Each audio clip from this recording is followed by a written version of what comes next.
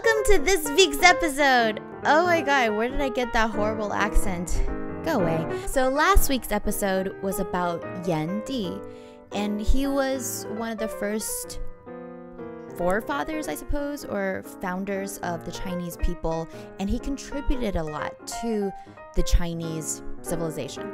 In this episode, we're going to be talking about Huang Di and his successors, Yao, Shun, and Yu. So I know that all sounds really confusing, but you will understand everything by the end. So it's been established that Yan Di was one of the first tribal leaders that we were able to document, but at that same period of time, there was also another tribal leader, and his name was Huang Di.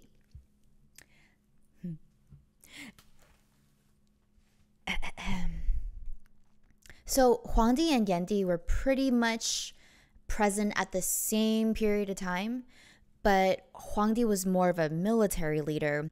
So he had a fight with Yan Di. That's kind of how it went down. And together, they joined forces. I like to think that Huang Di sort of just ate up Yan Di's people, but they got together.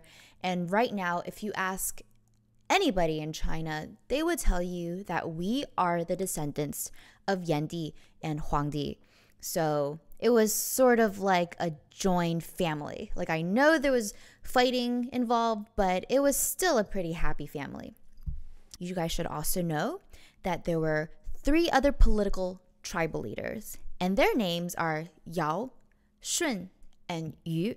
It's not so much important that you guys know every little detail, but it is important for you guys to know that these 3 men did exist. Okay, so a little bit on Yao. He was an old man at this time. So Yao lived in a really, really simple time. They lived in grass huts. They grew their own crops, ate their own grains, and they drank wild soup. And they also hunted deer in the wintertime, and they would skin the deers and wear deer pelts. And when the weather got warmer, they would wear these sort of rough sackcloths. So I'm just trying to paint a picture in your heads that this was really, really early on in China, and these men lived in really simple times. It was just, it was like any tribe of ethnic people when they first started out, right? Everyone lives in simple times.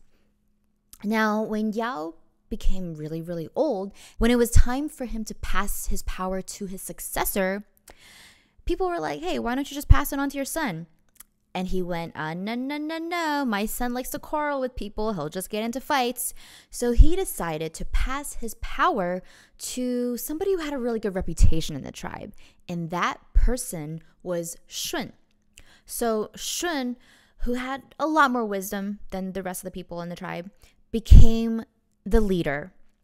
And he was just known to be fantastic, and everybody praised him. And after Shun, there was a severe flood that hit this area in China. And he told another person, who was Yu, the third charm that completes this trifecta. Shun told Yu to stop this flood.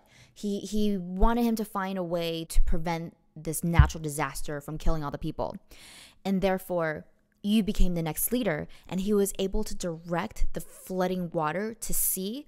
I don't have the specific details, but he was able to obviously save the people from the flood, and everybody ended up loving Yu very, very much. And he became their beloved, prestigious leader.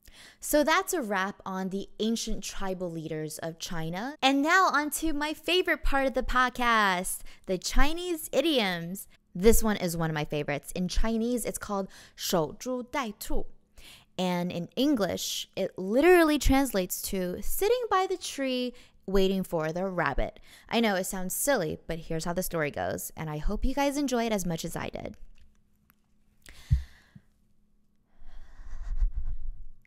So long ago, during the spring and autumn period, which is around 770 BC and 476 BC, there was a farmer from Songguo, which was the country of Song.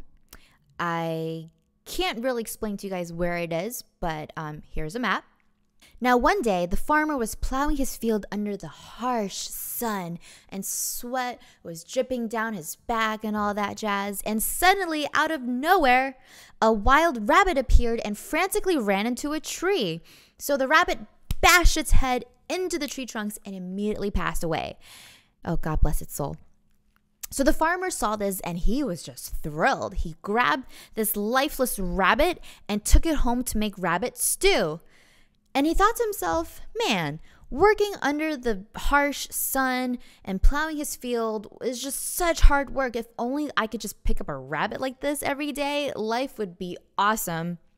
And ever since then, he decided to, hang up his rake, and he stopped farming, and he just wanted to guard the trees.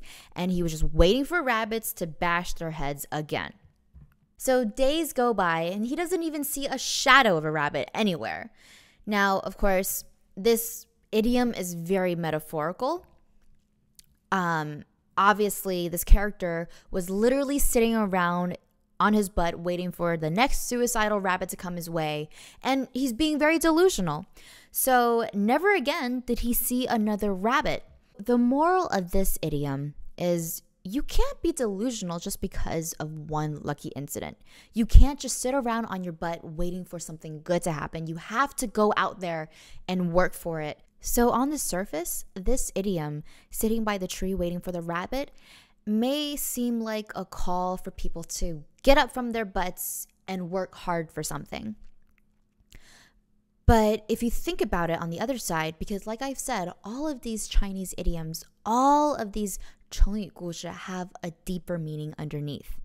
And so for this little rabbit idiom, I guess you could also see it in another way.